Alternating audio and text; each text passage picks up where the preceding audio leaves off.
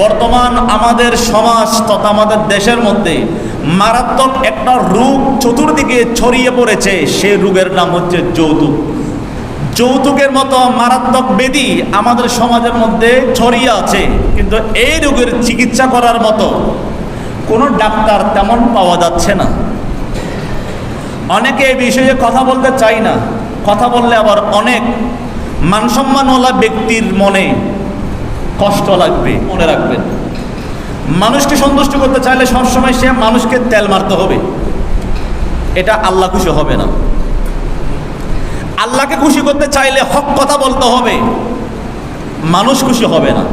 মানুষকে যদি আপনার গোলাম বানাতে চান তবে আল্লাহর সন্তুষ্টির জন্য কাজ করুন, দেখবেন শুধু মানুষ নয়, প্রাণী জগৎ পর্যন্ত সে মানুষের গোলাম হয়ে যাবে। যৌতুক নামক কৌতুক আমাদের সমাজের মধ্যে আছে। বরপক্ষ যদি কনেপক্ষকে চাপ দিয়ে কোনো কিছু আদায় করে, হয়তো ব্যক্তিগত চাপ কিংবা সামাজিক চাপ, দুইটার যে কোনো একটা চাপের মাধ্যমে যদি কনেপক্ষ থেকে কোনো কিছু আদায় করে, তাহলে সেটাকে বলা হয় যৌতুক। আর এই যৌতুকটা নিষিদ্ধ, এটা হারাম। যৌতুকের সাথে যারা যুক্ত হয়েছে তারা বরবাদ গিয়েছে। এই জন্য আল্লাহ পাক রব্বুল আলামিন সূরা নেসার 29 নম্বর আয়াতে ইরশাদ করেন, ইয়া আইয়ুহাল্লাযীনা আমানু, হে ঈমানদারেরা, লা তাকুলু আমওয়ালাকুম বাইনাকুম বিল বাতিল, তোমরা কারো সম্পদ অন্যায়ভাবে বাতিল পন্থায় গ্রহণ করিও না।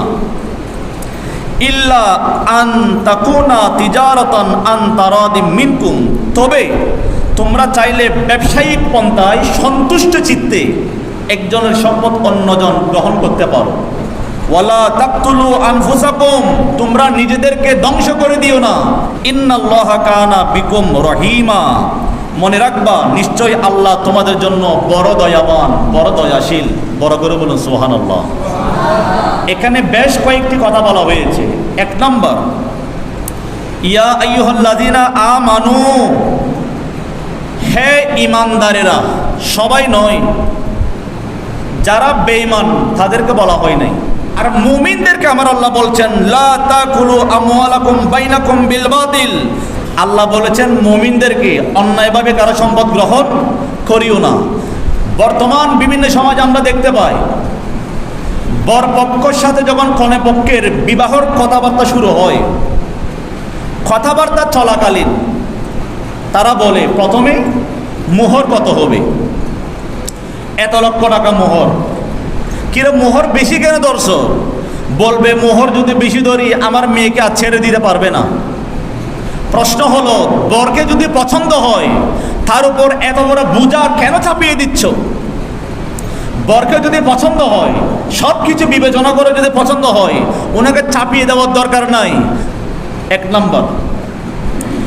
মোহরের পর্ব শেষ, এবার বলে বরপক্ষ বলবো আমরা এত লক্ষ টাকা 20 লক্ষ টাকা মোহর দেব, তবে 20 লক্ষ যখন মোহর দিব আমাদেরকে 20 বরযাত্রী খাওয়াতে হবে।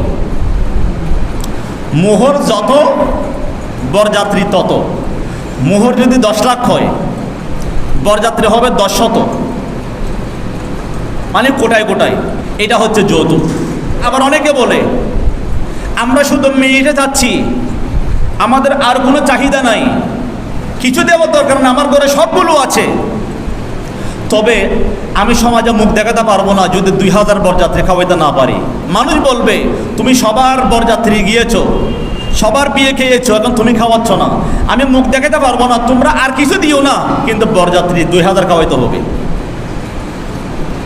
এরকম বিভিন্ন সমাজের মধ্যে আছে না নাই? অনেকে বলে সব কিছু লিখিত হতে হবে। আবার লিখিত যাতে উল্টাইতে না পারে, তো কি উল্টাবে? না, লিখে দিতে হবে কত পথ ফার্নিচার দিতে হবে। এত পথ যদি ফার্নিচার দেওয়া না হয় তবে আমরা এটা রাজি হতে পারবো না। কেন? আমার বড় ছেলেকে কিংবা আমার বড় ভাই বিয়ে করেছেন, এত পথ ফার্নিচার দিয়েছেন, আমাকে যদি এত পথ ফার্নিচার দেওয়া না হয় তাহলে আমি মুখ দেখাতে পারবো না। আরে তুমি কি চুরি করেছো নাকি যে তোমার মুখ মানুষকে দেখাতে পারবে না? এরপরে বলে গরমকালীন, বর্ষাকালীন, শীতকালীন যে আদান প্রদান, রমজানের সময় এবং কুরবানের সময় যে আদান প্রদান এগুলো যেন ঠিক থাকে। আবার ঠিক থাকলে হবে না, আমার এলাকা কত বিশাল, এলাকার মধ্যে আমার কীরকম প্রভাব, এগুলো তো আপনারা জানেন। এগুলো চিন্তা করে সবাইকে যেন আমি বিতরণ করতে পারি, এই চিন্তা করে একটু দিবেন। এরকম আল্লাহর ওলিও বিভিন্ন সমাজের মধ্যে আছে। এই যে ক্ষণে পক্ষকে চাপ দিয়ে, সুজা হোক আর কৌশলে হোক, যে কোনো মাধ্যমে যদি চাপ দেওয়া হয়, তাহলে এটা সম্পূর্ণ যৌতুক, এটা নিষিদ্ধ, এটা হারাম। আবার অনেকেই বাধ্য করে দেয়, আমরা বরযাত্রী যাব ঠিক আছে, তবে যেখানে সেখানে যেতে পারবো না, যাওয়ার জন্য জায়গাটা ভিআইপি হতে হবে। কীরকম? এসিওয়ালা লাগবে, যেখানে সেখানে হবে না, 2 তলা লাগবে, 3 তলা লাগবে, শর্ত লাগিয়ে দেয়। এই যে কনে পক্ষকে যে কোনো শর্ত যদি লাগিয়ে দেওয়া হয়, কনে পক্ষ যদি এটা সন্তুষ্ট চিত্তে মেনে না নেয়, এটা সম্পূর্ণ যৌতুক। এই যৌতুকের সাথে যারা জড়িত থাকবে সবাই জাহান্নামে যাবে। মনে রাখবেন, আল্লাহ পাক রব্বুল আলামিন ইরশাদ করেন, তাআওয়ানু আলাল বিররি ওয়াত তাকওয়া ওয়া লা তাআওয়ানু আলাল ইসমি ওয়াল উদওয়ান। তোমরা বীর এবং তাকওয়া, সৎ কাজ ভালো কাজের মধ্যে সহযোগিতা করো, অসৎ কাজ গুনাহের কাজ থেকে তোমরা বিরত থাকো, সহযোগিতা করিও না। যারা সুদ খায় তারা অপরাধী, যারা সুদের লেনদেনগুলো লেখে তারা অপরাধী, যারা সুদ বহন করে তারা অপরাধী, যারা সুদ জমা রাখে তারা অপরাধী, সুদের সাথে যারা জড়িত সবাই অপরাধী। ঠিক সেভাবে মাদকের সাথে যারা জড়িত সবাই অপরাধী, ঠিক সেভাবে যৌতুকের সাথে যারা জড়িত সবাই অপরাধী। এই বিষয়টা প্রত্যেকের মাথায় রাখতে হবে। রিজিকের মালিককে আল্লাহ বলছেন, ইন্নাল্লাহা ইয়ারযুকু মান ইয়াশাউ বিগয়রি হিসাব। আল্লাহ যাকে ইচ্ছা বেলা হিসাব রিজিক দিতে পারেন, রিজিক দেন। সুতরাং বিয়ে করার সময় আমাকে কি দিবে এটা দেখার দরকার নাই। আবার অনেকে কৌশলে বলে, আমার কিছু লাগবে না, তবে আমার ভাই বেরাদার আছে। তো অনেক মেয়ের বাড়ির কনে পক্ষ বাধ্য হয়ে যায় যে আমি যদি দিতে না পারি মানুষকে কি বলবো, কিভাবে মুখ দেখাবো। কেন? আমাদের সমাজের মধ্যে একটা প্রচলন হয়ে গিয়েছে। একটা এলাকায় একজন মানুষ বিয়ে করেছেন, মাত্র 35 জন বরযাত্রী গিয়েছেন। দেখে দেখে এলাকা, আত্মীয় স্বজন, বন্ধু বান্ধব সবাই মিলে হয়েছে 35 জন। বিয়ের পরে সমাজের মানুষ ওনাকে চেপে ধরেছেন যে তুমি একটা বিয়ে করেছো, আমাদেরকে বরযাত্রী বিয়ে পর্যন্ত খাওয়াও নাই, আর তোমরা কি ফকির হয়েছো, জীবনে খাবার খাও নাই। ওনার সাথে বরযাত্রী গিয়ে খাবার খাওয়ার জন্য বসে আছো, কিন্তু বরের সাথে গিয়ে তোমরা খাবার গ্রহণ করবে, এটা কোথায় পাইলা? আমাদের দেশের মধ্যে এমন এমন নদীর আছে, বিয়ের সময় খাবারের সাথে চিংড়ি মাছ দেয় নাই বিদায় বিয়ের অনুষ্ঠানে গন্ডগোল লেগেছেন, মারামারি লেগেছেন। ঠিক কিনা বলেন? যৌতুক অনেক বরপক্ষ আবার লিস্ট করে দেয় যে বিয়ের সময় আমাকে এই আইটেম, এটা এটা এটা দিতে হবে। এবার কনে পক্ষ থাকুক আর নাই থাকুক, মেয়েকে যখন বিয়ে দিতে হচ্ছে, মেয়ের মন ছোটো করবে, মন খারাপ হয়ে যাবে, বাধ্যগত ওইগুলো দিতে হচ্ছে। বুঝে নিতে হবে এক কথায়, বরপক্ষ যদি কোনো পক্ষ থেকে কিছু চাই, যৌতুক চাইলেই যৌতুক। কনে পক্ষ যদি খুশি মনে বরপক্ষকে কিছু দিতে চাই, এটা যৌতুক নয়, এটা হাদিয়া।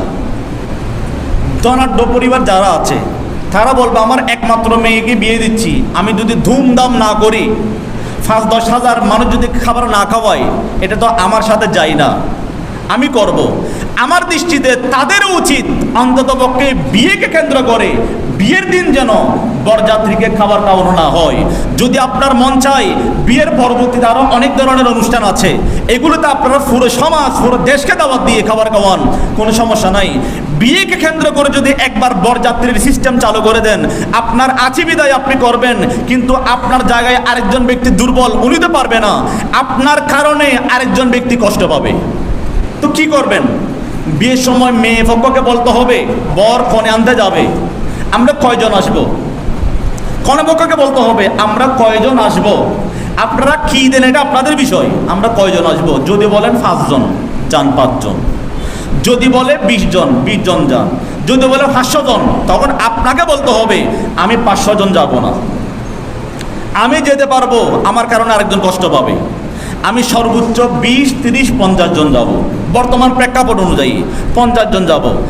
মেয়ে নিয়ে আসার পর একদিন হোক, 2 দিন হোক, 3 দিন হোক, এরপরে বলবেন আমি আয়োজন করতেছি, গরু জবে করতেছি, ছাগল করতেছি, মহিষ করতেছি। এরপরে আপনারা যত পারেন কয়জন আসবেন, 500, 1000 আসেন, আমার বাড়িতে আসেন, অলিমা গ্রহণ করুন। এটাই হচ্ছে সুন্নাত রাসূল। বরযাত্রী ইসলামে নাই। এটা আসছে থেকে আমাদের ভারত উপমহাদেশের মধ্যে যখন আউলিয়া কেরাম, বিশেষ করে হযরত খাজা গরিব নওয়াজ রহমতুল্লাহ আলাইহি যখন ইসলাম প্রচার করার জন্য এসেছেন, তখন ভারতবর্ষে সবাই ছিল হিন্দু, তারা হিন্দু থেকে মুসলিম হয়েছেন। পরবর্তী শাহজালাল রহমতুল্লাহ আলাইহি বাংলার জমিনে ইসলাম প্রচার করেছেন, হিন্দু থেকে মুসলিম বানিয়েছেন। তো ইসলামের দাওয়াত দিয়ে, ঈমানের দাওয়াত দিয়ে অমুসলিমদেরকে মুসলমান বানিয়েছেন সত্য, তবে তাদের কালচারগুলোকে পরিপূর্ণভাবে তারা পরিবর্তন করতে পারেন নাই। যেহেতু তাদের কাজ ছিল আমি শুধু মুসলিম বানাবো, কয়টা বিষয় নিয়ে কাজ করবে, শুধু মুসলিম বানাবো। এক পর্যায়ে এখনো পর্যন্ত আমরা ইংরেজদের দুকার মধ্যে পড়ে সেই অমুসলিমদের কালচারগুলো আমরা রেখে দিয়েছি। অমুসলিমদের সংস্কৃত হলো যখন তাদের মেয়েকে বিয়ে দেবে, মেয়েকে বিয়ে দেওয়ার পর তারা বাপের বাড়ি থেকে কোনো সম্পত্তি পায় না, সেজন্য তারা একসাথে বিয়ের দিন মেয়েকে যা দেওয়ার দিয়ে দেয়। আর বর চিন্তা করে আমি যাকে বিয়ে করতেছি পরবর্তীতে ওখান থেকে কিছু পাবো না, সেজন্য যা পাই বরযাত্রী হোক, টাকা হোক, দন্দলত হোক, বিয়ের সময় আদায় করে ফেলি। এটা হচ্ছে হিন্দুয়ানি রসম।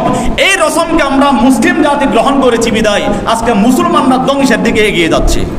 সামনে দেখবেন আসতেছে কুরবান, কুরবানের সময় দেখবেন বলবে এটা দিতে হবে, আর ছোট দিলে হবে না, বড় দিতে হবে। প্রথম বছর গরু, দ্বিতীয় বছর ছাগল, তৃতীয় বছর গরুর রান। একটা সিস্টেম আমাদের দেশের মধ্যে আছে। এটা বিশেষ করে চট্টগ্রাম, আর চট্টগ্রামের মধ্যে বিশেষ করে উত্তর চট্টগ্রাম। আপনি দক্ষিণে গিয়ে দেখেন অনেকটা কমে এসেছে। একজনের দেখাই দেখাই অন্যজন করতেছে। এটার জন্য তো সাধারণ পরিবার, দুর্বল পরিবার কষ্ট করে যাচ্ছে। এখন যারা এই ধরনের কাজ করে তাদের ব্যাপারে সিদ্ধান্ত কি? তাদের ব্যাপারে সিদ্ধান্ত আমার নবী আমাদেরকে জানিয়ে দিয়েছেন। হাদিসে পাকের মধ্যে আসছে, আল মুজাবুল কবির মধ্যে একটা হাদিস শরীফ আসছে, আন ইমরান ইবনে হুসাইন রাদিয়াল্লাহু তাআলা আনহু, তিনি বর্ণনা করছেন, কলা, তিনি বলছেন, নাহা রাসূলুল্লাহ সাল্লাল্লাহু আলাইহি ওয়াসাল্লাম, আমার নবী নিষেধ করে দিয়েছেন, আন এজাবাতি তোয়ামিল ফাসিকিন, যারা এই ধরনের কর্মকাণ্ড করবে, যারা যৌতুকের সাথে যুক্ত, যারা গান বাজনার সাথে যুক্ত, যারা গুনাহের কাজের সাথে যুক্ত, তারা দাওয়াত দিলেও তোমরা তাদের দাওয়াত গ্রহণ করবে না।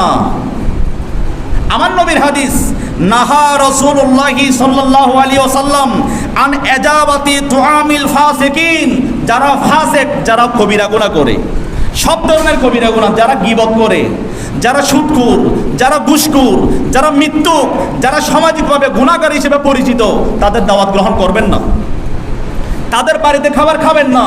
আপনারা ইতিহাস দেখুন, রাউজানের মধ্যে বলি, রাউজানের মধ্যে অনেক আলেম আমি দেখেছি, বর্তমানে হয়তো নাই, ওনারা বিভিন্ন এলাকার মধ্যে গেলে আগে জিজ্ঞেস করতো ওই পরিবারের সদস্যরা নামাজি কিনা, নামাজি হলে ঘরে ঢুকেছেন, খাবার খেয়েছেন, বেনামাজি শুনলে ঘর থেকে চলে এসেছেন। এরকম অনেক আল্লাহর ওলি রাউজানে ছিল।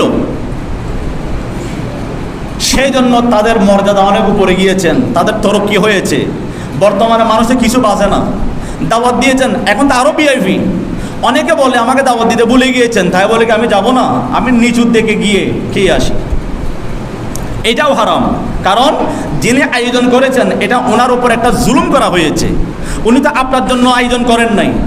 এখন অনেক সময় দেখা যায় একটা টিম থাকে, কিশোর গ্যাং, বিভিন্ন এলাকার মধ্যে একটা গ্রুপ থাকে, একজনে দাওয়াত পাইলে বলে চলো ওখানে বিয়ে হচ্ছে, গিয়ে খেয়ে আসি। আর তোমাকে না দাওয়াত দিয়েছেন, তোমার বন্ধুদেরকে দাওয়াত দিয়েছে।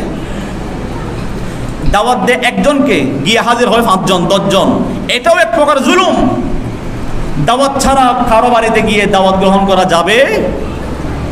বিভিন্ন এলাকার মধ্যে এই যুবক ভাইদের একটা বৈশিষ্ট্য আছে, দাওয়াত পাবে একজন, খাইতে যাবে 10 জন। কেন? আরে বন্ধুর সাথে বন্ধু আসলে কি খাবার টেবিল থেকে তুলে দেবে? দাওয়াত দিতে ভুলে গিয়েছেন আর কি, তাই বলে আমি যাব না। এই ধরনের অতিরিক্ত চিন্তা করে অনেক মানুষ দাওয়াত খেতে যায়। এটা করা যাবে না। আল্লাহ পাক রব্বুল আলামিন এগুলো আমাদেরকে বোঝার তৌফিক দান করুন। বিশেষ করে বিয়ে কেন্দ্রিক যে যৌতুক প্রথা আমাদের বিভিন্ন সমাজে প্রচলন আছে, এগুলো বন্ধ করে সুন্নত মুস্তাফা মোতাবেক ওলিমা পদ্ধতি ব্যবস্থাপনা করে বিয়ের আয়োজন করার তৌফিক দান করুন।